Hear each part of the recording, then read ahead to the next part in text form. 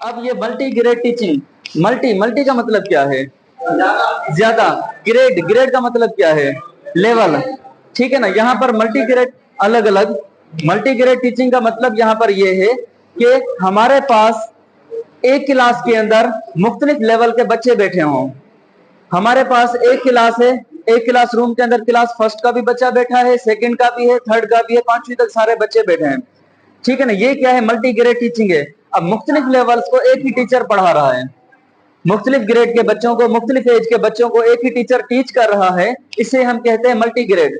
दूसरी टीचिंग होती है मोनोग्रेड टीचिंग। मोनोग्रेड टीचिंग क्या है कि एक टीचर नाइन्थ क्लास में क्या सारे नाइन्थ वाले बच्चे बैठे हैं एक ही उम्र के, उस क्लास को हम कहते हैं मोनोग्रेड टीचिंग। जैसा कि यहाँ पर सारे आप जो है इंडक्शन ट्रेनिंग कर रहे हैं, ये क्या है? मोनोग्रेड है।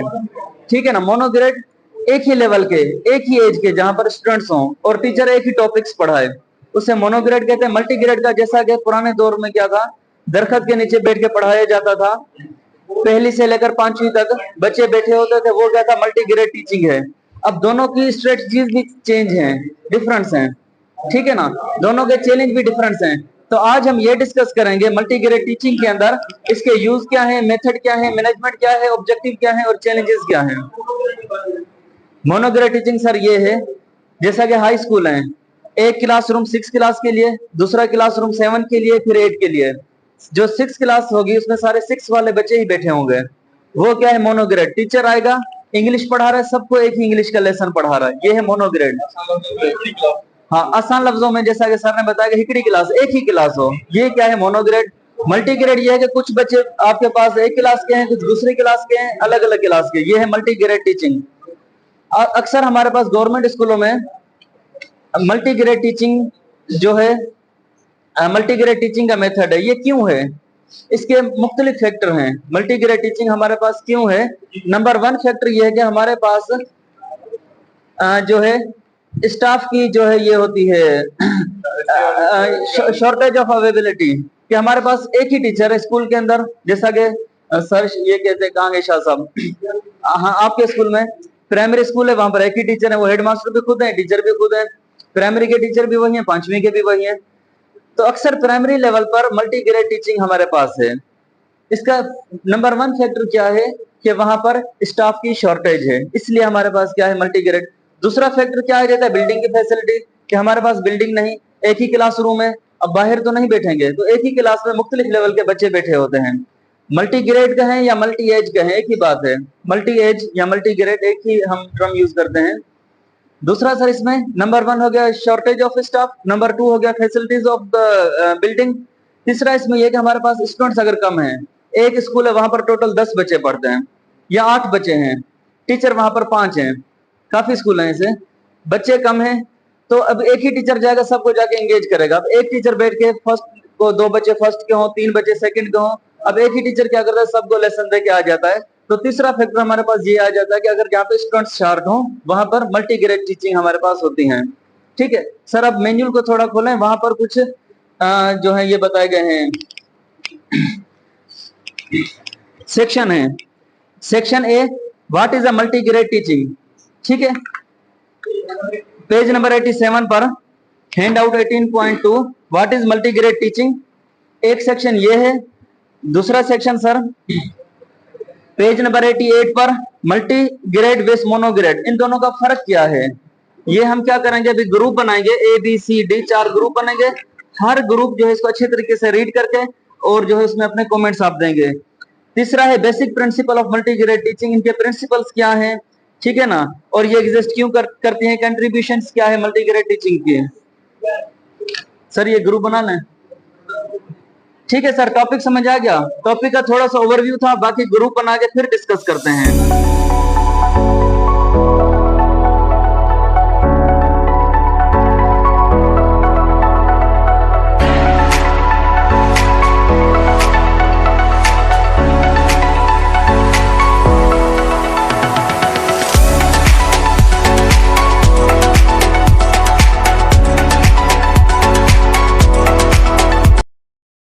अस्सलाम वालेकुम।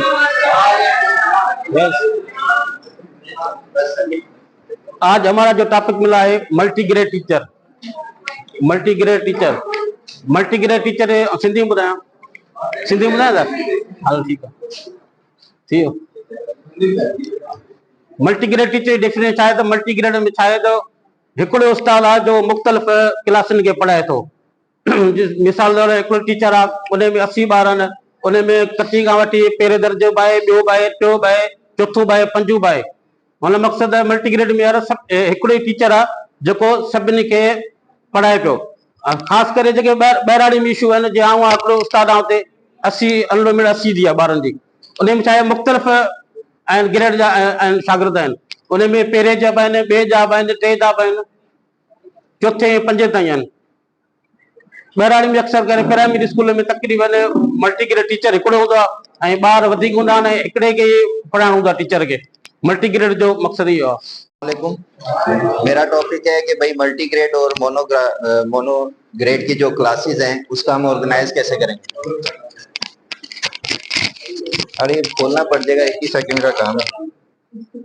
तो मल्टी ग्रेड जो क्लासेस हैं उसमें जो है कि उस्ताद को जो है ज्यादा टाइम लग जाता है, ज्यादा टाइम दरकार होता है, क्योंकि एक ही क्लास है उसमें तकरीबन 1 से लेके 5 तक या 2 तक 3 तक 4 तक बच्चे बैठे हुए हैं, तो उनको संभालना या उन्हें लेक्चर्स वगैरह देना, ठीक है, उसमें क्या है कि उस्ताद को अपने इंस्ट्रक्शंस वगैरह देने में और उसे समझाने में, मनसूबाबंदी में जो है उस्ताद का ज्यादा टाइम दरकार होता है। उसके बरक्स जो मोनो है उसमें उस्ताद का क्या काम होता है कि एक क्लास होती है, उसी में मुख्तलिफ ग्रुप से, मतलब एक ही ग्रुप उसको संभालना होता है उस्ताद को। मोनो ग्रेड में वो आ जाता है, उसमें क्या है कि जो उस्ताद है उसके इंस्ट्रक्शंस हैं, जो प्लानिंग है उसे जो वो पूरा करने के लिए जो है लेस टाइम लगता है। बस यही है कि क्लासरूम ऑर्गेनाइजेशन कैसे होती है। अस्सलाम वालेकुम सर, मेरा इसमें सब्जेक्ट है ट्यूटरिंग। ट्यूटरिंग में ये होता है, सिंपली हम इसको जस्टिफाई करते हैं ट्यूशन, टीचर किस तरह पढ़ा रहा है, उसका अमल क्या है टीचर का। मल्टी ग्रेड में हम ये देखते हैं कि एक से मुख्तलिफ ग्रेड के स्टूडेंट होते हैं हमारे, जो तीसरी के भी है, चौथी का, पांचवी का। ये अक्सर गांव में होता है, वहाँ पे टीचर की कमी होती है और वहाँ पे मुख्तलिफ क्लासें एक साथ बैठा करती हैं। वहाँ पे क्या करता है, टीचर को काफी हद तक मदद भी मिलती है इस अमल से, क्योंकि अगर वो तीसरी वाले को लेसन दिया है उसने टीचर ने और पांचवी वाले को बोल दिया कि जी अब आप इसकी निगरानी करें, टीचर के लिए तीसरी वाली काम हो गया आसान, और उसके बाद वो करता है पांचवी वाले के लिए देख लेता है या पांचवी वाले को पढ़ा लेता है। इसमें टीचर का काम काफी हद तक कवर हो जाता है और टाइम भी बचता है। मोनो ग्रेड में होता है कि एक ही क्लास के होते हैं बच्चे, लेकिन उनकी खुसूसियात मुख्तलिफ होती हैं। एक ही दर्जे के बच्चे होते हैं टीचर के बाद, उनको पढ़ाने के लिए टीचर मुख्तलिफ एक्टिविटी करा सकता है, जैसे ग्रुप एक्टिविटीज होती हैं।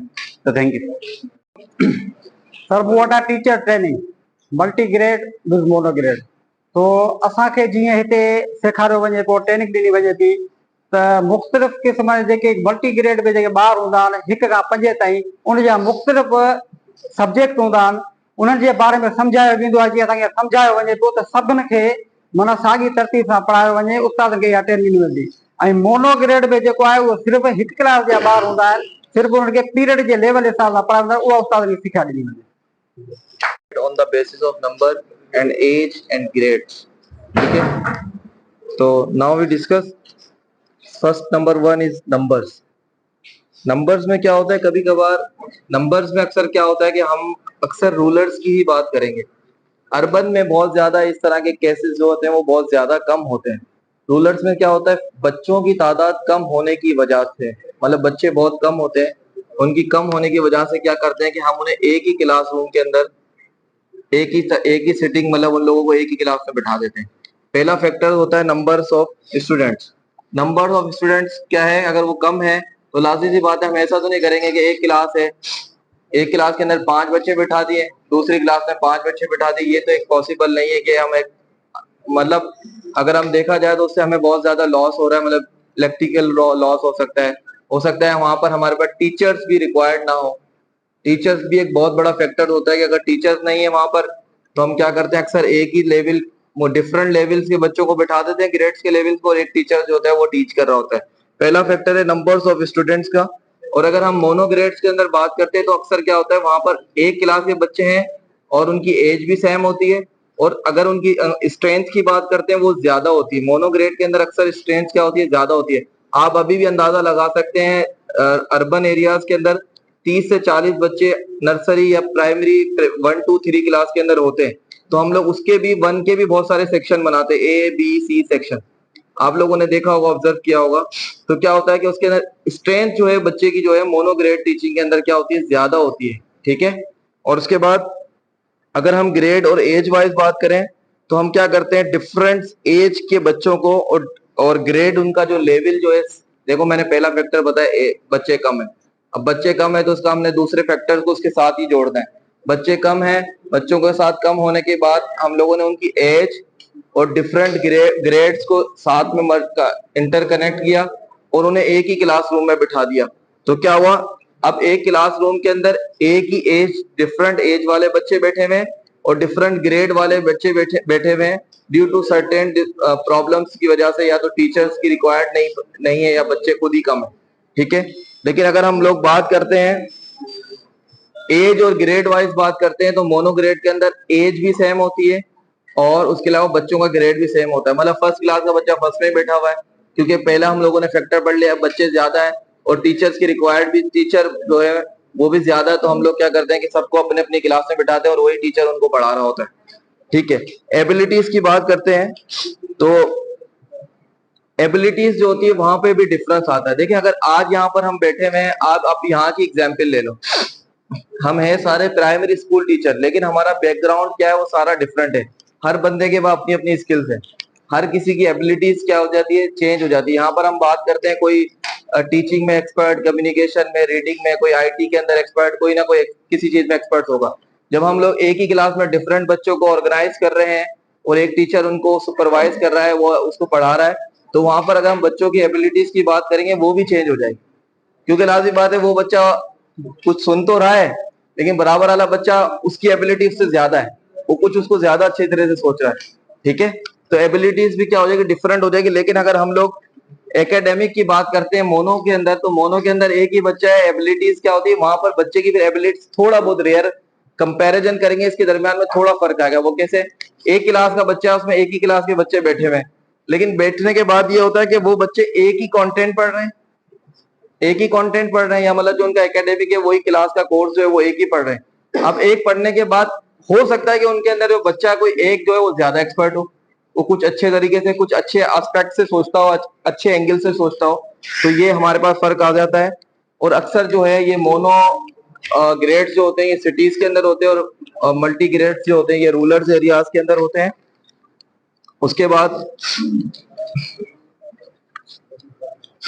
इसका की डिफरेंस जो है वो मैं थोड़ा सा आपको बता देता हूँ। की डिफरेंस, जो मेन डिफरेंस जो है वो बता देता हूँ।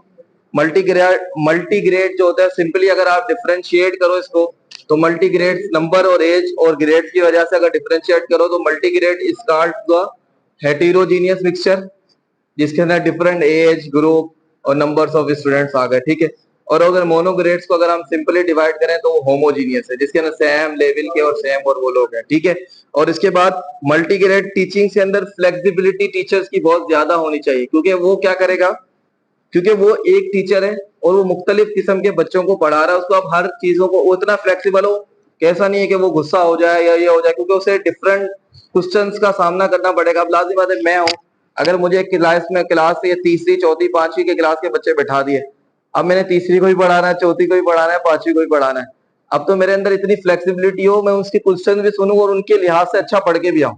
ठीक है, उसके बाद अगर हम मोनोग्रेड में बात करते हैं, उसमें एक ही क्लास होता है और एक ही टीचर होता है। ठीक है, थैंक यू। प्रोवाइड करते हैं, इसमें हम मल्टी ग्रेड और जो मोनो ग्रेड का करिकुलम बनाते हैं। मिसाल के तौर पर 1 से लेकर 5 तक के स्टूडेंट है हमारे पास, उसमें हम मल्टी ग्रेड के हिसाब से उसे करिकुलम बनाएंगे। करिकुलम हम 3 टाइप को मद्देनजर रख के बनाएंगे, जैसे कि सब्जेक्ट के हिसाब से, जो बच्चों को सब्जेक्ट पढ़ा रहे हैं उसके हिसाब से, और जो लर्निंग के जो बच्चा सुन रहा है समझ रहा है उसके हिसाब से, और जो प्रॉब्लम उसे फेस आ रही है उसके हिसाब से हम मल्टी अपना क्या नाम है सब्जेक्ट के हिसाब से वो करिकुलम डिजाइन करेंगे। और मोनो के हिसाब से जो वो एक ही सब्जेक्ट उठा ले, जैसे कोई फिजिक्स, केमिस्ट्री या मैथमेटिक्स, हम उसके मुताबिक अपना क्या नाम है करिकुलम मोनो के अंदर डिजाइन करेंगे। ये है जो टॉपिक है, करिकुलम डिजाइन, मोनोग्रेड एंड मल्टीग्रेड। यही टॉपिक फर्दर डिस्क्राइब करेंगे इसके स्किल्स के बारे में, एडिशनल स्किल्स। टीचिंग के, यानी मल्टी ग्रेड के और मोनो ग्रेड के। अब मल्टी ग्रेड बेसिकली क्या क्या होता है, जैसे कि एक से ज्यादा क्लासेस एक ही टीचर एक टाइम में एक ही छत के नीचे पढ़ाए, इसे हम क्या कहते हैं, मल्टी ग्रेड। यानी एक ही टीचर होता है, डिफरेंट ग्रेड्स के होते हैं। डिफरेंट ग्रेड्स मतलब क्लास 1 2 3 4 5, तो उनको क्या करेंगे, एक ही टीचर उनको पढ़ाएगा। और दूसरा होता है हमारे पास मोनो ग्रेड। इसमें क्या होता है हमारे पास, जैसे हमारे पास केजी हो गया, एक क्लास हो गया, या पीजी का हो गया, उसका एक ही टीचर होता है, और उनके बच्चों का भी एज कंपैरिजन क्या होता है, बिल्कुल सेम होता है। अस्सलाम वालेकुम।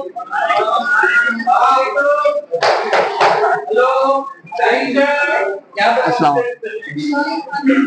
हमारे पहले ग्रुप ने माशाल्लाह बहुत अच्छा एक्सप्लेन किया कि मल्टी ग्रेड और मोनो ग्रेड के अंदर क्या फर्क है। ठीक है, अब मल्टी ग्रेड क्लासेस के लिए कुछ बुनियादी असूल होते हैं, जो हमारा आज का टॉपिक है, जो हमें आज टॉपिक असाइन किया है सर वालों ने।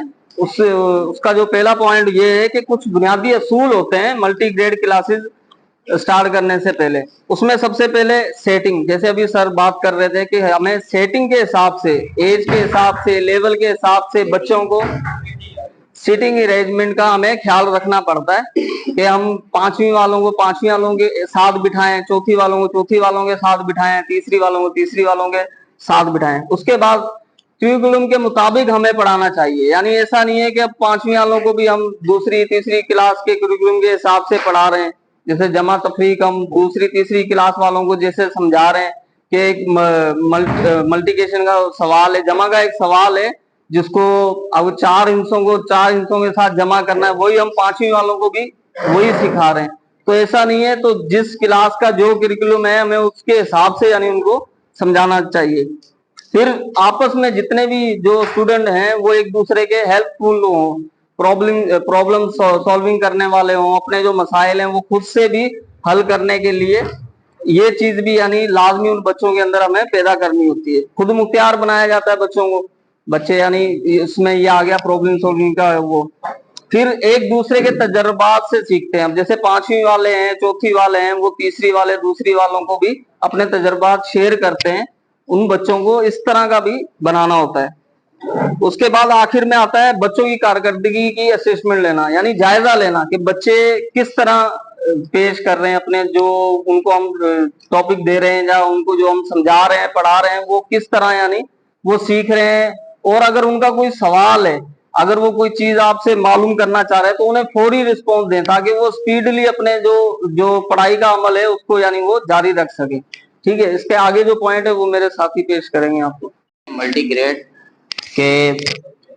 ग्रेड चाइल्ड के मायने एक क्लास में अलग अलग दर्जे और उम्र के बच्चे। जैसे कि मल्टी ग्रेड क्लास दूर दराज के इलाकों में इसलिए होती है कि वो बच्चों की तादाद ज्यादा और टीचर की कम होती है, इसलिए मल्टी ग्रेड क्लास का एहतमाम जरूरी है।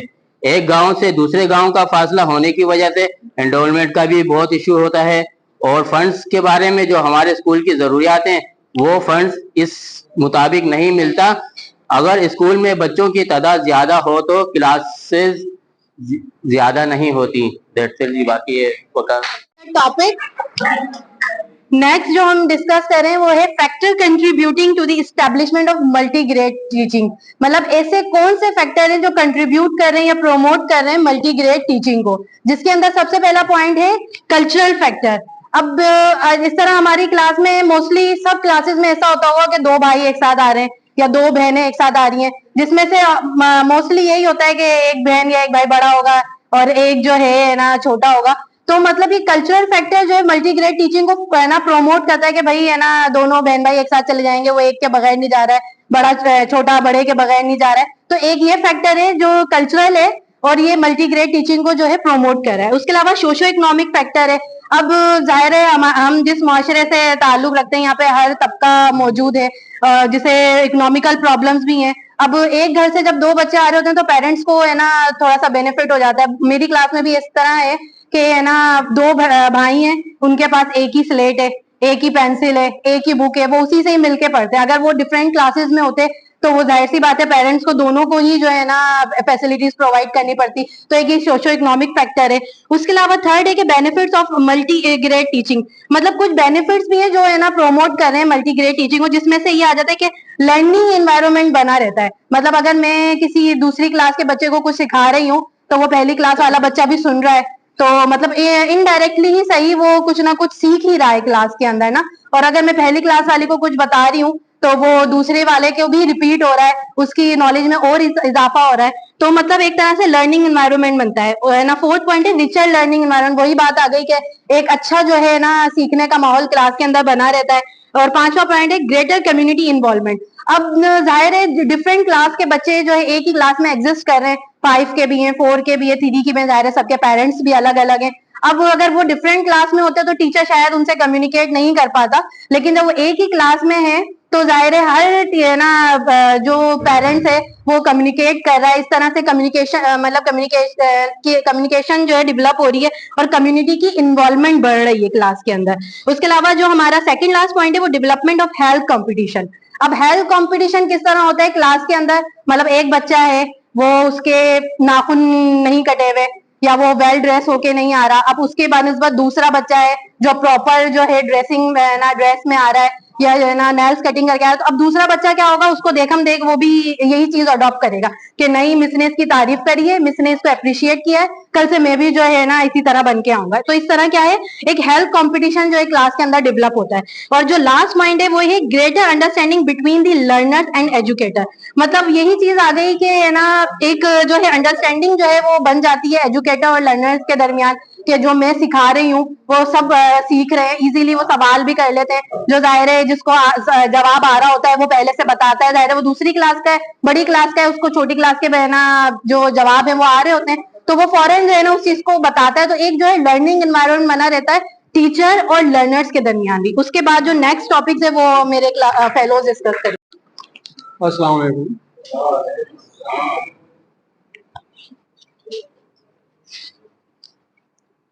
मल्टी ग्रेड टीचिंग के एडवांटेज क्या है, मैं आपको ये बताऊंगा कि इसके एडवांटेज क्या हैं। सबसे पहले बात तो ये कि मल्टी ग्रेड टीचिंग में टीचर एक ही होता है, अक्सर एक से ज्यादा भी हो सकते हैं, एक से दो भी हो सकते हैं, लेकिन क्लासरूम एक होता है जिसमें मुख्तलिफ किस्म के बच्चे, मुख्तलिफ एज के, मुख्तलिफ क्लासेस के बच्चे बैठे होते हैं। उसमें टीचर को सबसे बड़ा फायदा ये होता है कि वो बच्चों को एवेल्यूएट अच्छे नमूने से कर सकता है, क्योंकि सब नजरों के सामने होते हैं, वो उन्हें देख के या जो है अंदाजा लगा सकता है कौन एक्टिव है कौन पैसिव है। उसके बाद जो है टीचर उनको फैसिलिटेट जो है अच्छे नमूने से कर सकता है। और दूसरी बात इसमें एडाप्ट जो है बहुत अच्छे तरीके से कर सकता है। मिसाल के तौर पर बच्चे 3 क्लास है, पहली है, दूसरी है, तीसरी है। जो तीसरी जमात में बच्चा पहुंच गया है लेकिन उसे बेसिक अल्फाबेट तक नहीं आते, अब वो ऐसे होगा कि जब मैं पहली दूसरी भी जब मैं पढ़ाऊंगा तो उसे वो तीसरी वाला भी उससे फायदा लेगा। और इसके अलावा जो है इसमें जो है मल्टीग्रेड टीचिंग में सबसे बच्चों को ये बेनिफिट की बहुत बड़ा ये है कि एक दूसरे से वो सीखने को, एक दूसरे से वो सीखते हैं, समाजी हो, इखलाकी हो या अदरवाइज जो भी हैं बच्चे जो एक्टिविटीज हैं एक दूसरे को देख के सीखते हैं। और गवर्नमेंट को सबसे बड़ा बेनिफिट ये होता है कि जो बजट एस्टिमेटेड जो इनका होता है वो उससे फायदा लेते हैं। Thank you. अब यहाँ पे एक से ज्यादा ग्रेड होते हैं, वहां पे क्लास को मैनेज करना बहुत डिफिकल्ट होता है, क्योंकि एक टीचर पढ़ा रहे हैं, एक ही क्लास में एक से ज्यादा ग्रेड वहां पे बैठे हुए हैं, तो जहां पे रेशियो 80 से 100 बच्चों का होगा तो अरेंजमेंट बहुत डिफिकल्ट हो जाएगा। Difficult to planning. अब प्लानिंग में क्या आता है कि टाइम मैनेजमेंट भी होता है, उसमें टाइम की प्लानिंग भी होती है और सीटिंग अरेंजमेंट बहुत डिफिकल्ट हो जाता है वहां पे, जहां पे प्लानिंग। उसके अलावा इससे ज्यादा इंडिविजुअल अटेंशन, मतलब कुछ बच्चे ऐसे हैं जो इंटरेस्टेड नहीं होते हैं क्लास में, उन पे जो है ना अटेंशन नहीं जाती है टीचर की, क्योंकि क्राउड बहुत ज्यादा होता है। एवोल्यूशन और असेसमेंट, ऐसे बच्चों को एवोल्यूट भी नहीं किया जाता वहां पे और उनकी असेसमेंट भी नहीं हो पा रही होती। पेरेंटल एक्सपेक्टेशंस जो होती हैं वो भी उन पे टीचर पूरा नहीं उतर पाते। काफी जगह से शिकायत आती है कि आप हमारे बच्चे जो हैं उनको आप होमवर्क नहीं दे रहे, उनको जो है आप उनका सबक नहीं पूछ रहे, उनसे आप सबक नहीं सुन रहे। तो जब एक ही ग्रेड होगा उसमें मल्टीपल क्लासेस बैठी होंगी तो काफी ऐसे बच्चे होते हैं जो मिस हो जाते हैं टीचर से, वो उनको पूरी तवज्जो नहीं दे पा रहा होता, या और भी बहुत सारी वजूहत होती है जिनसे वो बच्चे जो है ना, जिनको वो जो उनकी जो है एक्सपेक्टेशंस उन पे पूरा नहीं उतर पा रहा होता। Thank you. बाद है roles of teacher and multi grade teaching.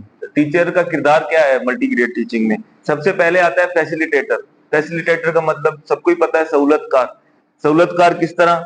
Teacher को जो है वो स्टूडेंट को गाइड करता है, रहनुमाई करता है, उसकी जो उसका लर्निंग प्रोसेस होता है, जो भी होता है उसमें सहूलतकार का जो है किरदार अदा करता है। उसके बाद कोच, जिस तरह हमारे एमटीज हैं, इनको हम कोच भी कह सकते हैं सिंपल वर्डिंग में।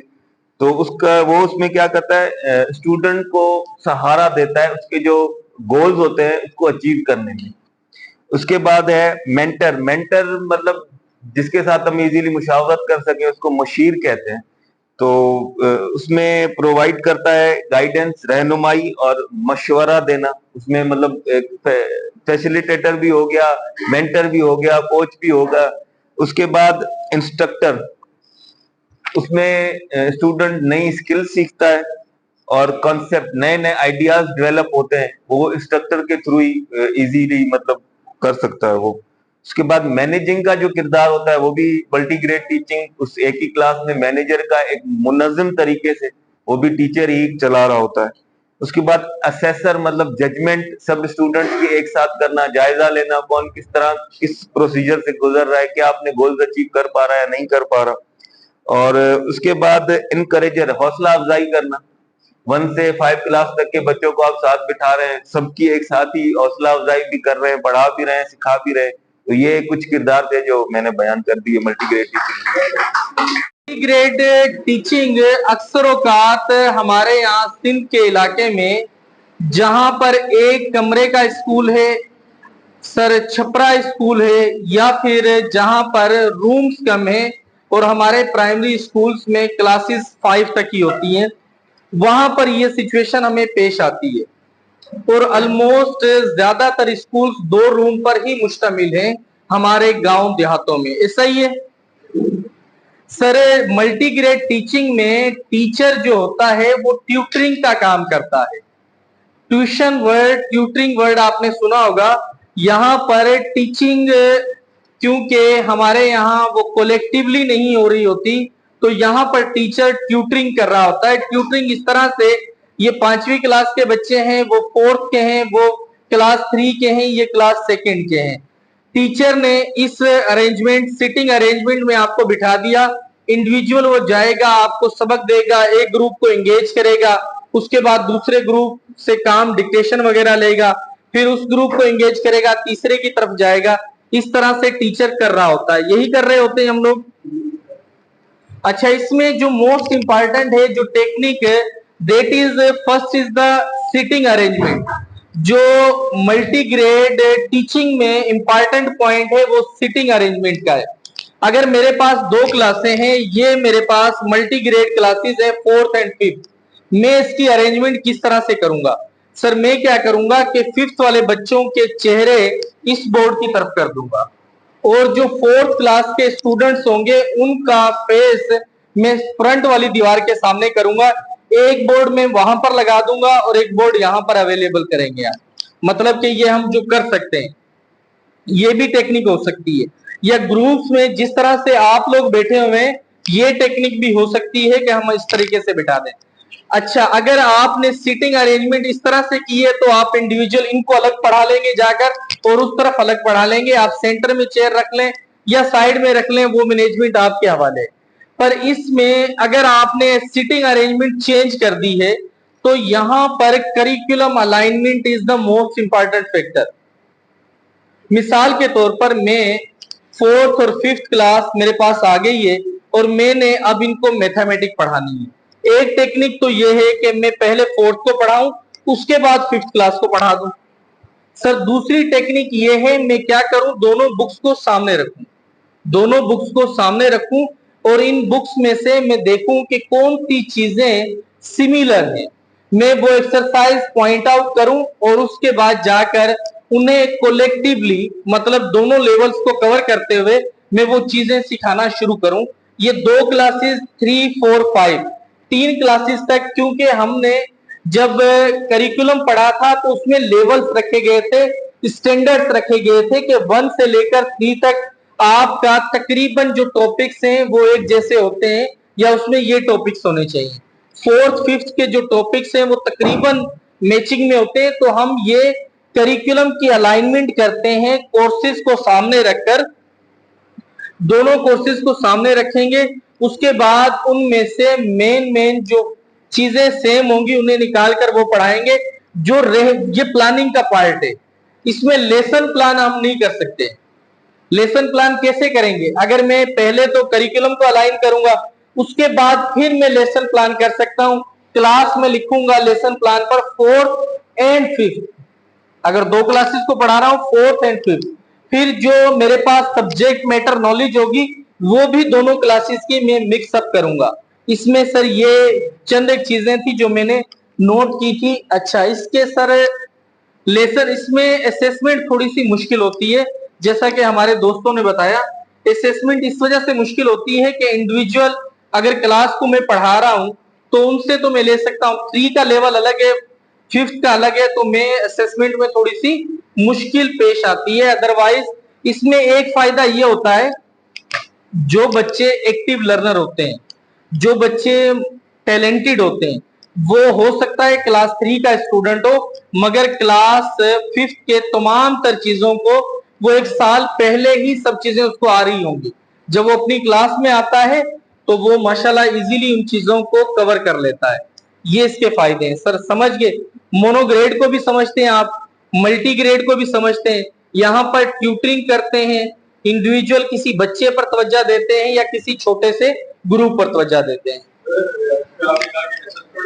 और अगर मैं बात कर रहा हूँ सिस्टमेटिक असेसमेंट की, जो हम एक तरीके के तहत ले रहे होते हैं, सही है। मिसाल के तौर पर लास्ट में पेपर आया, मैं 4th और 5th का सेम पेपर नहीं बनाऊंगा, मैं उसकी बात कर रहा हूँ। आप इनफॉर्मल वे से तो आप जब मैथ का सवाल पढ़ा रहे हो, आप 4th वाले को बुलाएं, 5th वाले से सवाल करा लें उसे एक्सरसाइज का, तो ये हो जाएगा, इसका कोई इशू नहीं, सही है। फॉर्मल तरीके से तो आप नहीं कर सकते, इनफॉर्मल वे से आप कर सकते हैं। सर इसमें कोई डाउट हो तो आप मुझसे पूछ सकते हैं। हमारा तीसरा ग्रुप आ जाए सर अब आज हम पढ़ेंगे मल्टी ग्रेड स्ट्रेटजी। हमारी स्ट्रेटजी ऐसी क्या हो जिसके मल्टी ग्रेड के जो बच्चे होते हैं, मल्टी ग्रेड जो क्लासेस होती हैं, उनको हम पढ़ा सके। हमारे पास क्या होता है कि हमने देखा होगा हमारे पास टीचर 1 है और क्लास हमारे पास 2 है, तो हम उनको किस तरह हमको जम करेंगे। या ऐसा भी हो सकता है कि हमारे पास टीचर 2 हैं, क्लासेस 4 हैं और चारों क्लासेस अलग अलग हैं, 1 2 3 4 5 क्लासेस होगी और उनके बच्चे जो उनके हमारे स्टूडेंट है वो 10-10 हैं। तो हम एक क्लास में अलग अलग, हमारे पास स्टूडेंट टीचर 2 हैं और स्टूडेंट हमारे पास 40 हैं, तो 40 बच्चों को वो 2 टीचर तो नहीं पढ़ा सकते ना। और क्लासेस भी हमारी 4 हैं कि उसके अंदर फर्स्ट का सेकंड का बच्चा भी है, थर्ड का भी है, 4th का और 5वीं क्लास के बच्चे भी हैं। तो हम क्या करेंगे, उन सारे क्लासों के बच्चों को जो है एक जगह पर ले आएंगे। उसमें मेन चीज आती है सिटिंग अरेंजमेंट। हमारी सिटिंग अरेंजमेंट के मुताबिक हमारी स्ट्रेटेजी क्या होगी कि हमारे बच्चों, सर ने जैसे हमारी बात की थी कि हम उनको 2 तरह तरीके होते हैं हमारे पास सिटिंग अरेंजमेंट के। पहला तो उसमें देखा जाएगा स्पेस, क्लास के अंदर इतना स्पेस है कि वो चारों क्लास के बच्चे जो है एक क्लास में आ जाएं। दूसरी बात आ जाती है सिटिंग अरेंजमेंट। सर ने वो बात की थी कि सिटिंग अरेंजमेंट के अंदर हमारे मुख्तलिफ व्यू हो सकते हैं, हम उनको ग्रुप की शक्ल में भी बिठा सकते हैं, हम उसको रो की सूरत में भी बिठा सकते हैं। दूसरी बात सर ने की थी कि हमने 4 क्लास के बच्चों का जो फेस था वो बोर्ड उनके लिए इस तरफ कर दिया और 5 के बच्चों का बोर्ड हमने उस तरफ कर दी। हमारी एक स्ट्रेटेजी थी। दूसरा सर ने वो बात की कि हम उनको अगर पढ़ा रहे हैं तो हम मैथ का कोई टॉपिक ले रहे हैं, जैसे हम मैथ के अंदर हम एडिशन के सवाल समझा रहे हैं, तो हो सकता है कि वो 4th और 5 के बच्चे दोनों वो सवाल पिक कर रहे हो, ऐसा भी हो सकता है। तो अगर क्या होता है कि तीसरी बात इसमें ये होती है कि सबसे पहले कि हम उनको अलग अलग, फर्स्ट ग्रुप को हमने कोई टॉपिक दे दिया जाता है कि आप इसको असाइन कर लें, या हम कोई डिक्टेशन दे दी, या हमने कोई टॉपिक दे दी, आप इस पर काम करें, उनका फेस उस तरफ कर दिया जाता है। दूसरे ग्रुप का हम आ जाते हैं दूसरे बोर्ड की तरफ, हम उसको पढ़ाते हैं। ये हमारी स्ट्रेटेजी होती है पढ़ाने की। Thank you.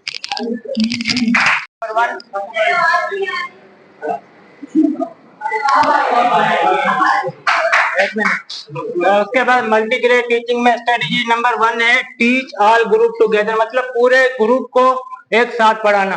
तो इस स्ट्रेटेजी में हमें 4 चीजों का जिक्र किया हुआ है। नंबर 1 लेसन या यूनिट, मतलब आप पूरे ग्रुप को एक ही लेसन या एक ही यूनिट आपको पढ़ाना होता है। उसके बाद है मेथड, मतलब के पूरे ग्रुप को आपको एक ही मेथड से टीच करना होता है।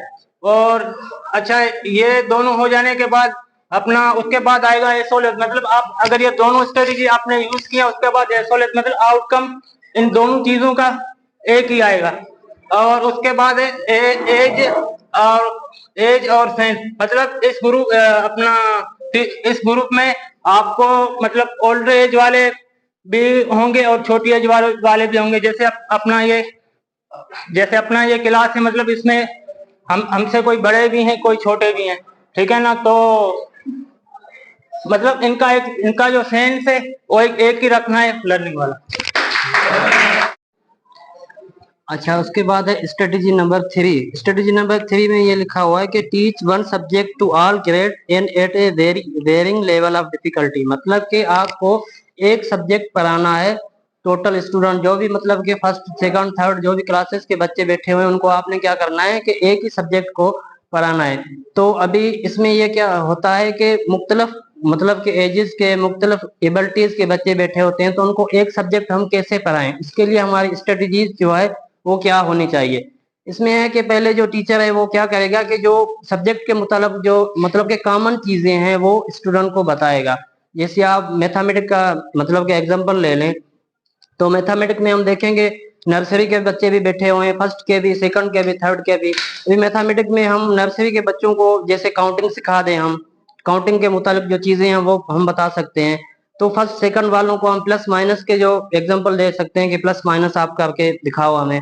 बाकी जो फिफ्थ वाले हैं या फोर्थ वाले हैं, मल्टीप्लाई हो गया या एडिशन हो गया, तो हम उनको ये पढ़ा सकते हैं। मतलब कि एक सब्जेक्ट को लेकर चलना है क्लास में, लेकिन उसकी स्ट्रेटेजी या जो लेवल है वो मुख्तलिफ हो सकती है कि मुख्तलिफ लेवल से हम बच्चों को पढ़ाएं, ठीक है। उसके बाद ये है कि उन क्वेश्चनिंग भी हमें करनी है उनसे, उनके लेवल के मुताबिक क्वेश्चनिंग करनी है, ठीक है। जैसे मुख्तलिफ ग्रुप के बच्चे हैं, फोर्थ के, फाइव के जो मतलब के बच्चे हैं, उनसे डिमांडिंग क्वेश्चनिंग करते हैं जिससे हमें अंदाजा हो कोई ये क्वेश्चनिंग का जो आंसर दे सकते हैं, ठीक है। बाकी जो बच्चे हैं मतलब के नर्सरी के बच्चे हैं उनको हम सपोर्टिव क्वेश्चन उनसे कर सकते हैं, ठीक है। जो आसान क्वेश्चन हो उनसे हम कर सकते हैं, जिससे वो बच्चे जो मोटिवेट हो जाते हैं कि हमें भी हालांकि इस मतलब के क्वेश्चन का आंसर आ रहा है। Thank you.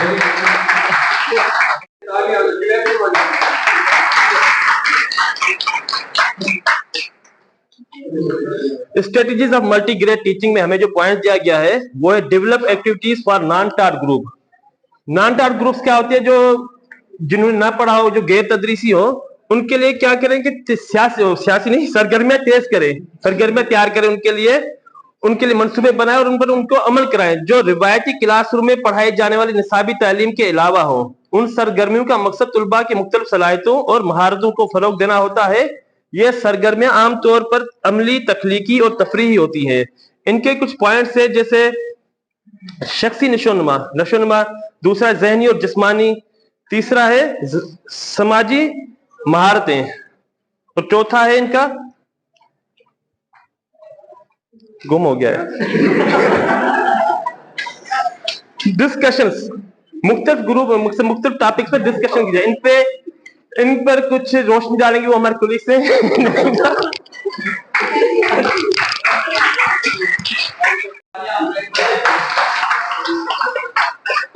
इस्तेमाल कर लिया करो, अपने अल्फाजों में अदा कर लिया तो कहां पर ये बात ग्रुप पे डिस्कस करता है। अस्सलाम वालेकुम। आज का जो हमारा टॉपिक हमें असाइन किया गया है वो है मल्टी ग्रेड जो तालीमी निज़ाम है, मतलब टीचिंग का जो तरीक़ेकार है उसकी स्ट्रेटजीज के बारे में। और हमारा जो पॉइंट नंबर 4 है, सर जैद साहब अगर उसे वेल डिफाइन ना कर सके हो या आप उसे समझ ना पाए हो तो मैं उसको सादा अल्फाज में मतलब बयान करना चाहूँगा। अब जैसे सर ने बताया कि हम दूसरी या तीसरी क्लास वालों को ऐसे करके पढ़ाएंगे, वैसे करके पढ़ाएंगे, तो इस दौरान मतलब जो है ना, आप मल्टी ग्रेड टीचर हैं आपके पास चौथी और पांचवी भी, आप पहली दूसरी ग्रुप बना लिया आपने, पहली दूसरी को आप पढ़ा रहे हैं, दूसरी तीसरी को पढ़ा रहे हैं, चौथी पांचवी। अब एक आप रोबोट या मशीन तो है नहीं, या आपके पास प्रोजेक्टर वगैरह भी नहीं है, तो आपने फिर क्या करना है कि आप एक टाइम पे एक ही क्लास को पढ़ा सकते हो ना, मतलब या आपने 3 पोर्शन किए हैं, नर्सरी और 1 का एक किया है, तो आप उसको पढ़ा रहे हैं, तो तब तक तीसरी और दूसरी और तीसरी वाले या चौथी और पांचवी वाले क्या करें। तो इसमें यह है कि जब तक आप वो तदरीसी अमल कर रहे होते हैं, तो चौथी और पांचवी के बच्चे माशाल्लाह कुछ न कुछ मतलब समझदार होते हैं, बड़े होते हैं, तो उनके लिए ये है कि आपने टाइम भी कंज्यूम करना है, सब्जेक्ट भी कवर करना है और सारा सब कुछ करना है। तो उसमें ये है कि इसमें लफ्ज इस्तेमाल हुआ है नॉन टाच ग्रुप, मतलब गैर तदरीसी, जिसे हम गैर निसाबी मतलब गैर निसाबी ग्रुप भी कह सकते, सरगर्मियों का ग्रुप भी कह सकते हैं। तो अब उसमें होता क्या है कि जैसे उन्होंने आपने चौथी और पांचवी को आपने साइंस पढ़ानी है, तो साइंस पढ़ानी है तो आपका देख लें कि टॉपिक क्या है।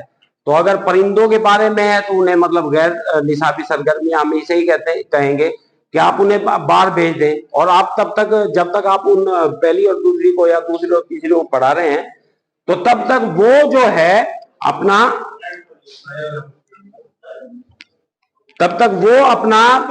परिंदों पर या जो भी आपका टॉपिक है या जानवरों पर, या आप अगर सोशल स्टडीज पढ़ा रहे हैं और आपका मतलब जहाँ टॉपिक है कौमी झंडा है या पाकिस्तान है, तो उन्हें बाहर भेज दें कि मतलब जो है ना आपने कौमी झंडे पे देख के आना है कि इसमें क्या क्या है, इसके कलर्स कितने हैं, इसमें स्टार है तो स्टार के कोने कितने हैं, अगर व्हाइट कलर है इसमें झंडे में तो उसकी मतलब जो ना कितना है, और अगर सब्ज है तो कितना है,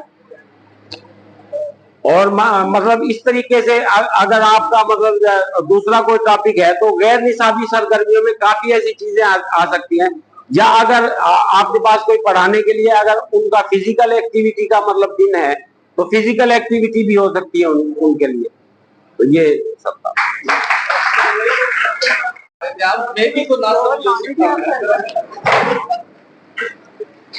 अच्छा सर, मैं थोड़ा और व्यू देना चाहूंगा कि जो है ये मल्टीपल ग्रेड जो टीचिंग होती है, इसमें टीचर जो सिंगल होता है और स्कूल में बच्चे बहुत ज्यादा होते हैं। अब टीचर है कि क्लासेस 2 है 3 है, इससे फर्क नहीं पड़ता क्योंकि टीचर है के अब वहां पर स्टूडेंट्स ज्यादा हैं। अब टीचर को पढ़ाना तो है, अब वो 1 क्लास का भी है, 2 का, 3 का, 4 का और 5 का। अब टीचर क्या करे वहां पर? अब टीचर को चाहिए होगा कि वो ऐसी बेसिक चीजें पढ़ाए जो कि बच्चे के लिए बहुत ज्यादा नीडेड हो, ऐसी चीजें जो कि नेसेसरी हो। लाइक के अब मैं कलर्स बता दूं कि कलर्स में मैं बच्चों को पढ़ा रहा हूँ, रेड, ब्लू, ग्रीन, येलो। अब उनके जो सिंबल्स होते हैं कि किस कलर के होते हैं, ये सब चीजें जी बहुत ज्यादा जरूरी होती है। दूसरा जो है, जैसे फॉर एग्जाम्पल मैंने बच्चों को बता दिया सोलर सिस्टम के बारे में, ये चीजें भी बहुत ज्यादा जरूरी होती है कि हमारा सोलर सिस्टम क्या है, सन क्या है, सन इज अ स्टार। ठीक है, ये जो चीज है ये मेन चीज होती है जो मल्टीपल जो ग्रेड स्टूडेंट्स होते हैं उनके लिए। अब सोलर सिस्टम में जैसे Mercury, Venus, Earth, Mars, Jupiter, Saturn, Uranus, Neptune, Pluto, ये हमारे 8 हमारे जो सोलर सिस्टम होते हैं ये है हमारे। फॉर एग्जाम्पल की हमारी अर्थ जो है, अर्थ क्या है, इसका मकसद क्या है, हमारा वीनस क्या है, इसका मकसद क्या है, ये सब जो चीजें होती हैं सब जो है these are the main topics for all multigrade students. तो ये चीजें हमें पढ़ानी होंगी। अब तीसरा जो इसमें कुछ ऐसी चीजें भी होती हैं कि टीचर्स नहीं पढ़ा सकते कि मेन टॉपिक हो गए। फॉर एग्जाम्पल कि मैं साइंस सब्जेक्ट ले लूं, साइंस सब्जेक्ट में 4 क्लास हो गया, 5 क्लास हो गया। अब जो लो लेवल के स्टूडेंट हैं 1 क्लास के, 2 क्लास के, अब उनको हार्ट के बारे में नहीं पता, लंग्स के बारे में नहीं पता, अब उनको बॉडी पार्ट्स मैंने बता दिए, अब उनके फंक्शन तो मुझे बताने लाजमी है 4 और 5 के बच्चों को। तो मैं क्या करूंगा कि एक ग्रुप बनाकर उनको अलग स्ट्रेटेजी में उनको जैसे इंडिपेंडेंटली वर्क दे दूंगा उनको। कैसे कि एक क्लास में उनको अलग कर दूंगा।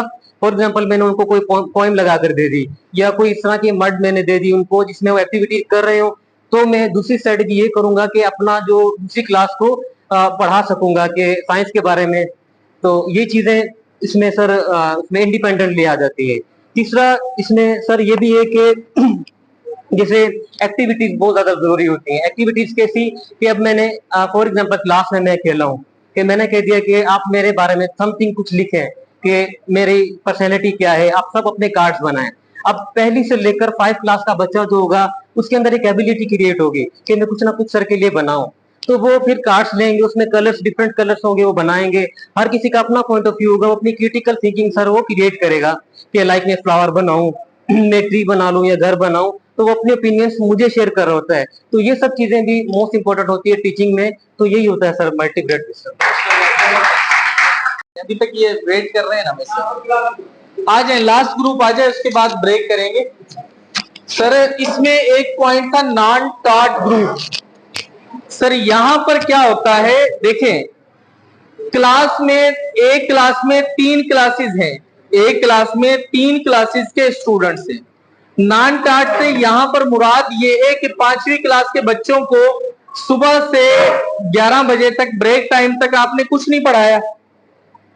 अब आप इनको फ्री तो नहीं बिठाएंगे, आप 3 क्लास को पढ़ा रहे हैं, 2nd क्लास को पढ़ा रहे हैं, 5 वालों को आपने कहा ये बड़े बच्चे ने बाद में काम दे दूंगा।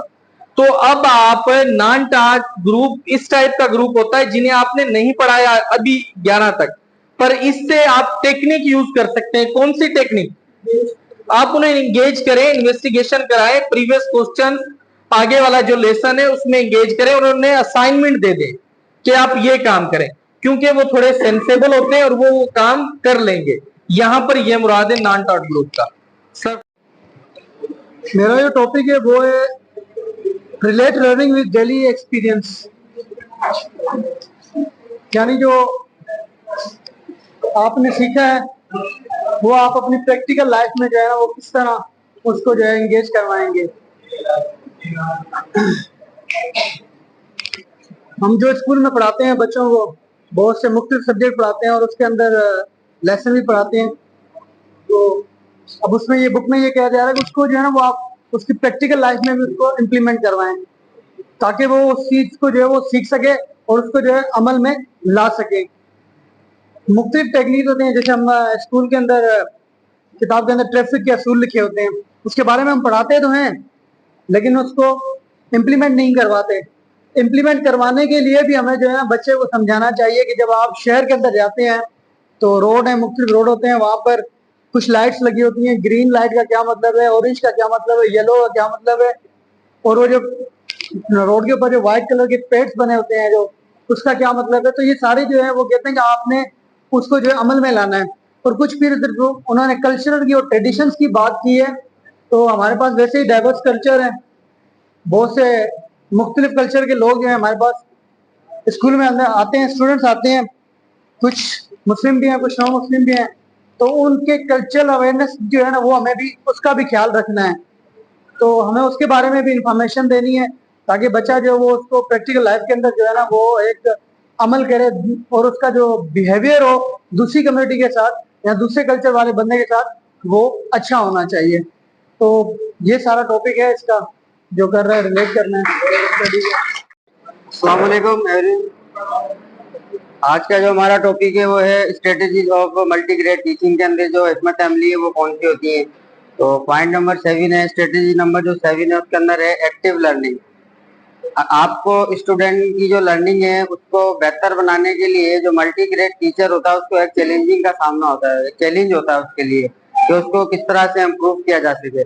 तो इसके अंदर एक स्ट्रेटेजी का जिक्र है, एक हिकमत अमली का जिक्र है, अगर आप इसको फॉलो करेंगे वो है कि एक्टिव लर्निंग। एक्टिव लर्निंग को अगर आप फॉलो करेंगे तो बच्चे जो है आपका जो SLO है, आपका जो आउटकम है वो अचीव हो जाएगा। उसके अंदर बताया गया है कि अगर आप उसको फॉलो करेंगे तो उसके लिए आपके जो टीचिंग मेथड है उसके लिए कुछ चेंजेस आपको करना पड़ेंगी, जो पॉइंट की शक्ल में अंदर दी गई है। तो कुछ पॉइंट है उसके अंदर। नंबर 1 के कह रहा है कि placing children at the centre of your attention, मतलब कि आपने बच्चे को अपनी तवज्जो के अंदर मरकूज रखना है। आपने उसकी सीटिंग अरेंजमेंट इस तरह से करनी है जो बच्चा है आपकी तवज्जो के अंदर है, उससे उसकी जो प्रोग्रेस है उसके अंदर भी उसको हेल्प मिलेगी, वो तेजी से उसको अपनी प्रोग्रेस को बेहतर कर सकेगा। सेकंड नंबर पॉइंट में बता रहा है कि आपने इस तरह की अपॉर्चुनिटीज बच्चों को देनी है जिसके अंदर सेम ग्रेड के बच्चे भी हो, सेम एज के बच्चे भी हो, ताकि वो एक ग्रुप की शक्ल में हर बच्चा वो आके पार्टिसिपेट करे। आपने इस तरह की अपॉर्चुनिटीज बच्चों को देनी है। नंबर 3 में है कि इनकरेज ईच स्टूडेंट, मतलब बच्चे की हौसला अफजाई भी आपने करनी है। जब आप बच्चे की हौसला अफजाई करेंगे तो वो कुछ नया सीखेगा। करके भी सीखेगा और खेल के भी सीखेगा। जब ही सीखेगा जब आप बच्चों को इंकरेज करेंगे। फिर इसमें एक पॉइंट है कि building a culture of collective learning, मतलब आपने इस तरह से एनवायरनमेंट बनाना है, आपने इस तरह की एक्टिविटीज को चूज करना है जो हर बच्चे की मैच्योरिटी के मुताबिक उसको सूट करे।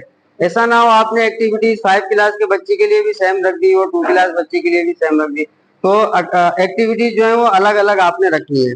फिर एक पॉइंट है कि यूजिंग फ्लेक्सिबल मेथड, आपने फ्लेक्सिबल मेथड का इस्तेमाल करना है। कोऑपरेटिव लर्निंग क्लास में रखनी है, ग्रुप लर्निंग रखनी है, और बच्चे आप जो टीचर हैं उसके सेक्शन को भी फॉलो करें और वो खुद से सीखें भी और खुद से पढ़ें भी। फिर एक पॉइंट है building a classroom environment filled with group activities. Group activities आपने इस तरह से रखनी है कि बच्चे जो है अपनी इंफॉर्मेशन को एक दूसरे से शेयर भी कर सके, इंडिविजुअल भी वो कुछ पढ़ सके। उसके लिए आपने क्या करना है, कोई एक लाइब्रेरी हो छोटी, या अपना वो कहते हैं कि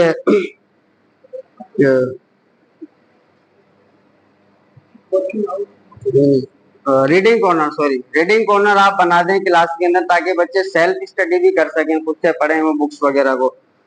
फिर एक पॉइंट है कि आपने बच्चे की जो मनसूबाबंदी भी करनी है, वीकली तौर पे भी आप करें, मंथली भी करें, ईयरली बेसिस पे भी आप बच्चे की मनसूबाबंदी करें। प्ले अपना कौन से सब्जेक्ट आपने कवर करने हैं वीकली बेसिस पे या मंथली बेसिस पे, बच्चों की एक्टिविटीज को उस हिसाब से आप प्लान करें।